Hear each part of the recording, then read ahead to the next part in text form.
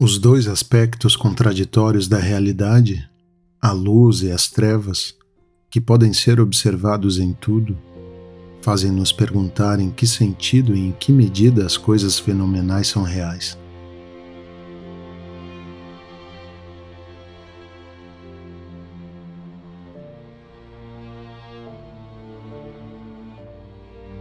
O problema da realidade e da irrealidade do mundo fenomênico é de fato um ponto fundamental da filosofia islâmica, sobre o qual os filósofos são divididos em diferentes categorias, constituindo assim uma espécie de hierarquia espiritual. Haidar Amuli sugere uma tripla divisão a este respeito. A. O vulgar ou os homens de razão. B. Os privilegiados ou os homens de intuição. C. Os privilegiados entre os privilegiados, ou os homens de razão e intuição. Unidade de existência e criação perpétua no misticismo islâmico. O grau mais baixo é representado pelos da primeira categoria, que não veem nada além da multiplicidade. Estes são aqueles que têm a convicção de que as coisas do mundo, tal como podem percebê-las, são a única realidade e que não há nada além.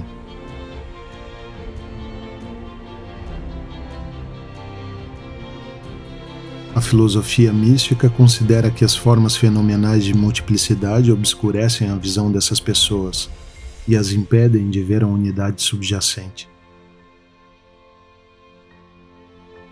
O mundo fenomênico, ao invés de revelar através de sua forma de existência algo que através dele se manifesta, desempenha o papel de um véu espesso que impede ver algo que se revela.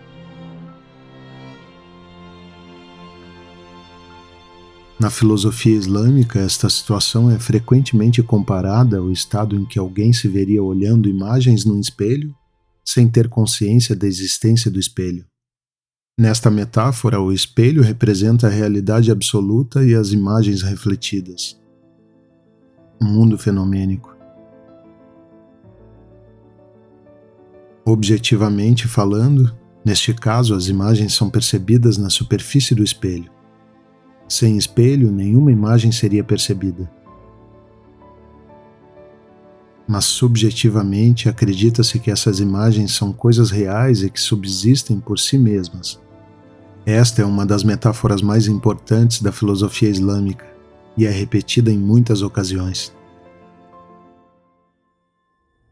Há também uma outra metáfora deste estilo, a do mar e das ondas, que no contexto metafísico particular que aqui nos interessa, mostra que só vemos as ondas que rebentam e que esquecemos que essas ondas nada mais são do que a aparente forma do mar.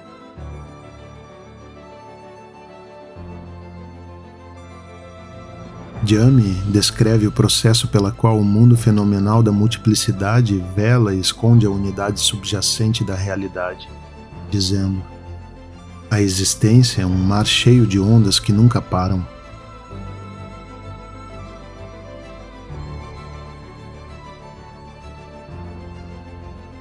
Deste mar, as pessoas vulgares nada percebem além das ondas. Veja como inúmeras ondas sobem à superfície das profundezas do mar, enquanto o mar permanece escondido nelas. Podemos sublinhar a este respeito que os filósofos muçulmanos têm tendência a usar metáforas e imagens na metafísica, em particular para explicar a relação aparentemente contraditória que existe entre a unidade e a multiplicidade,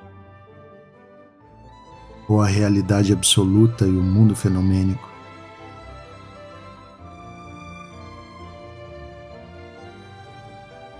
O uso frequente de metáforas na metafísica é uma das características não apenas da filosofia islâmica, mas pode ser dito da filosofia oriental em geral. E isso não se deve a um simples ornamento poético, mas tem como objeto uma função cognitiva muito precisa. Isto pode ser uma reminiscência da forma como Wittgenstein usa o conceito de ver como. Para ele, implica uma técnica de olhar que não se encontra na maneira comum de olhar. Você pode ter a capacidade de ver, mas não ser capaz de ver como. Ele chama isso de estar cego pelas aparências. Da mesma forma, para os filósofos muçulmanos, usar uma metáfora apropriada no campo da metafísica é um modo particular de pensamento, uma forma de conhecimento. Uma vez que se trata de descobrir alguma característica sutil na estrutura metafísica da realidade. Pouco importa que este aspecto seja evidente em si mesmo como um ato da consciência transcendental. É sutil e tão evasivo ao nível do pensamento discursivo que o intelecto não tem outra possibilidade senão esta, a metáfora, de compreendê-lo. Continuando com nossas considerações sobre os diversos graus de conhecimento metafísico, foi dito que aqueles entre as pessoas comuns que não percebem nada além da multiplicidade e para quem a palavra fenômeno em si não assume o seu significado, representam o grau mais baixo de conhecimento. No próximo grau acima deste, e sempre entre as pessoas comuns, estão aqueles que reconhecem a existência como algo além do mundo fenomênico. Esse algo além é o absoluto, ou na terminologia popular, Deus, que é o concebido como transcendência. Deus é representado aqui como um outro absoluto, essencialmente separado do mundo fenomênico. Existe apenas uma relação externa entre eles, a de criação e dominação. No Islã, esses homens são chamados de esoteristas, isto é, aqueles que veem apenas a face externa da realidade. Disse que seus olhos sofrem de uma doença que os impede de ver a verdadeira estrutura. Esta expressão refere-se a uma doença onde existe uma deformação particular do olho, chamada Hawal. Quem é afetado vê tudo duas vezes. Um único objeto aparece para você como duas coisas diferentes. A segunda categoria, de acordo com a divisão dada acima, é a daqueles que tiveram uma visão imediata da realidade absoluta na experiência de Fana. Tanto no sentido objetivo quanto subjetivo, ou seja, experimentaram a extinção total do ego. E como consequência, de todos os fenômenos que constituem o mundo externo objetivo. Mas as pessoas deste grupo param neste nível e não vão mais longe. Para expressar de forma mais concreta, pode-se dizer que eles só têm consciência da unidade absoluta. Eles veem isso em tudo e em nada mais.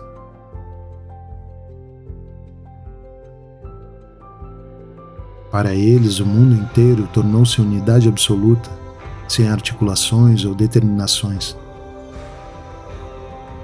Certamente, quando retornaram da experiência Fana para sua consciência normal, a multiplicidade torna-se novamente visível. Mas eles simplesmente rejeitam o mundo fenomênico como uma ilusão. O mundo da multiplicidade não tem valor ontológico ou metafísico aos seus olhos, pois é essencialmente irreal. Os objetos externos são inexistentes no verdadeiro sentido do termo. Eles nada mais são do que puras ilusões sem nenhuma base real em sua base. A estrutura fundamental desta visão é idêntica à visão vedântica do mundo fenomênico em seu entendimento popular, onde o famoso termo Maya significa pura ilusão.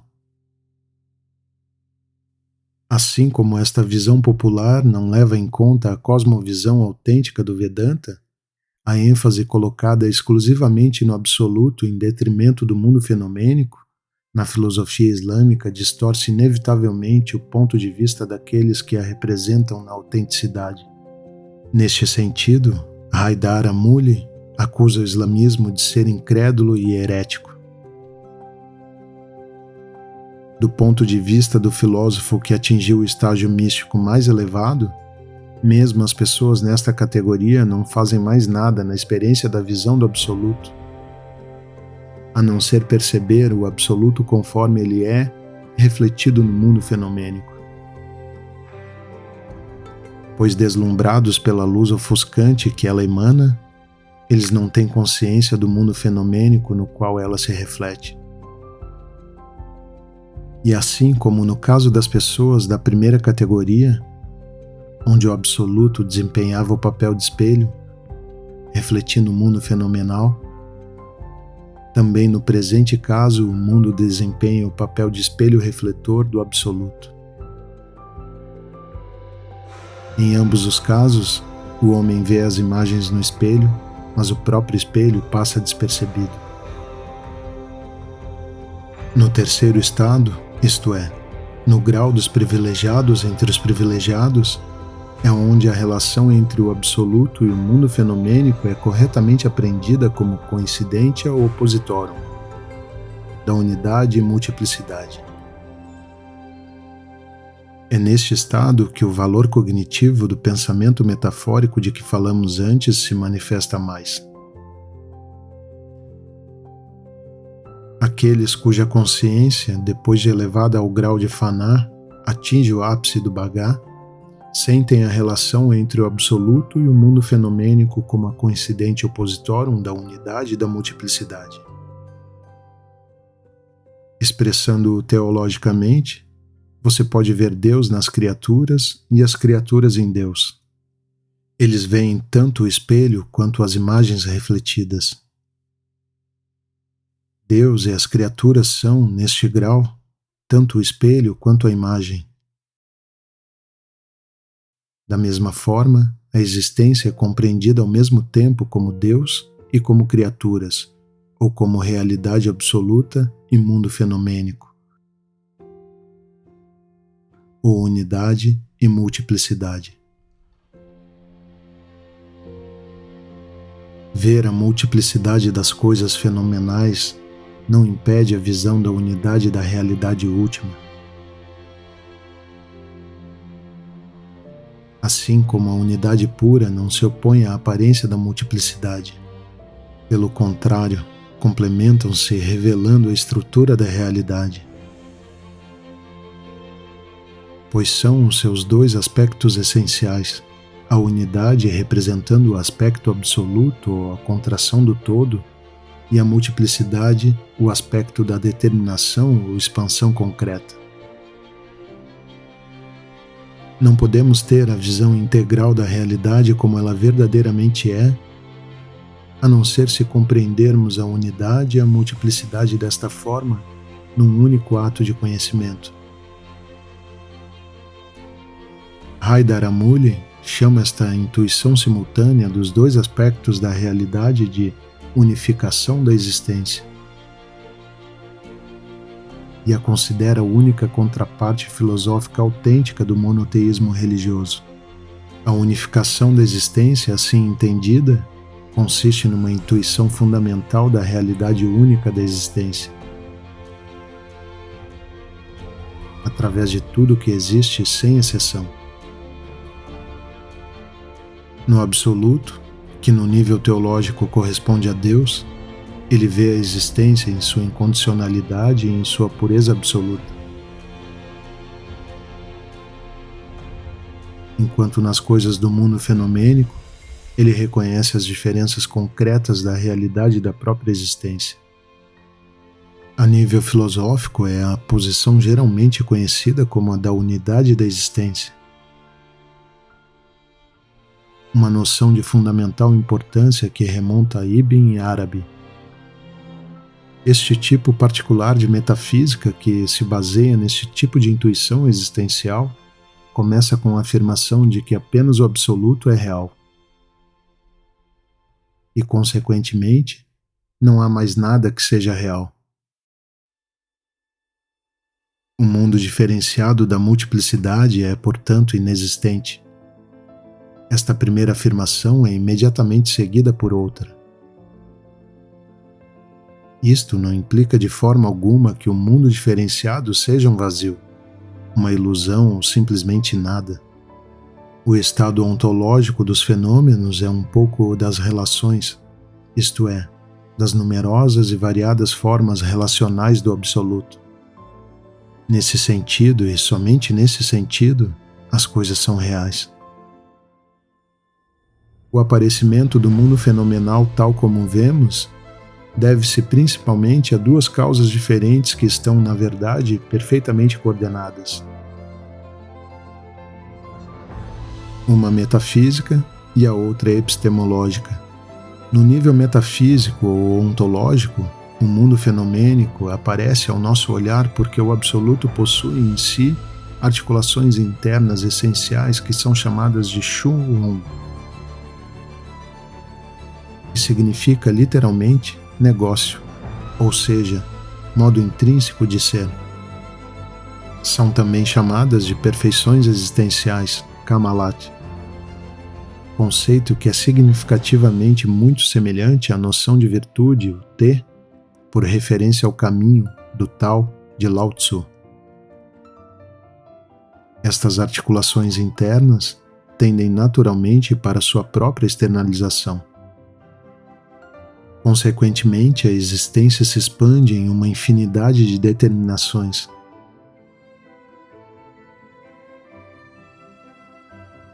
Por outro lado, no nível epistemológico, o ato pelo qual a realidade se determina é devido às limitações inerentes à consciência limitada do homem.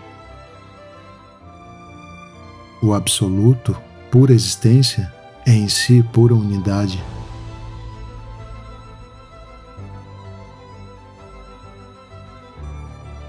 Ele permanece na sua unidade original, quaisquer que sejam as numerosas formas sob as quais ele se manifesta. Neste sentido, o mundo da multiplicidade é essencialmente da mesma natureza. É o mesmo absoluto. Mas a unidade original do absoluto aparece na consciência limitada do homem como diferenciada numa multidão de coisas finitas, devido ao caráter finito da consciência. O mundo fenomênico é o absoluto sem forma, que está oculto atrás de formas aparentes devido às limitações inerentes às faculdades epistemológicas do homem. O processo aqui descrito de emergência da unidade metafísica, originalmente indiferenciada em múltiplas formas, é chamado na filosofia islâmica de a epifania da existência. A concepção de Tahalli é, no nível estrutural, idêntica à concepção vedântica de superposição, segundo a qual a unidade original indivisa do puro Nirguna Brahman, ou o absoluto incondicionado, parece dividida por causa dos diferentes nomes e formas, em que a ignorância cobre o absoluto.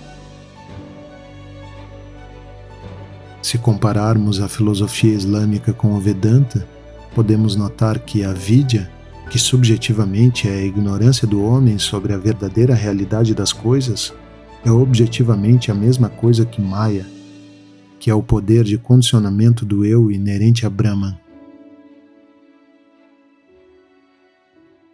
Os nomes e formas de avidya sobrepõem ao absoluto e correspondem ao conceito islâmico de Kidites, que nada mais é do que as formas externas dos nomes e atributos divinos. A Maya Vedântica, como poder autocondicionador do absoluto, encontra sua contrapartida exata no conceito islâmico da misericórdia existencial divina. Contudo, mesmo na fase de manifestação, a estrutura da realidade, tal como é vista por um verdadeiro filósofo místico, parece diametralmente oposta à mesma realidade, tal como aparece na consciência relativa de um homem comum, que vê as coisas de acordo com o senso comum. Os fenômenos são o que é visível e manifesto, enquanto o absoluto é o que está oculto. Porém, na consciência incondicionada de um autêntico filósofo místico, o absoluto está sempre e em tudo que se manifesta, e o fenomenal permanece em segundo plano.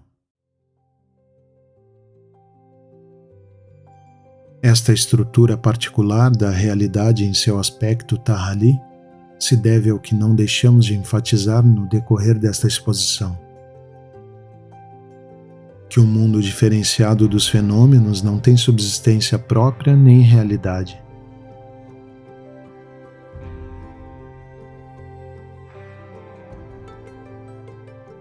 Nada que seja fenomenal tem em si um núcleo ontológico real. A mesma ideia é encontrada novamente na negação budista de qualquer natureza própria para tudo que existe no mundo.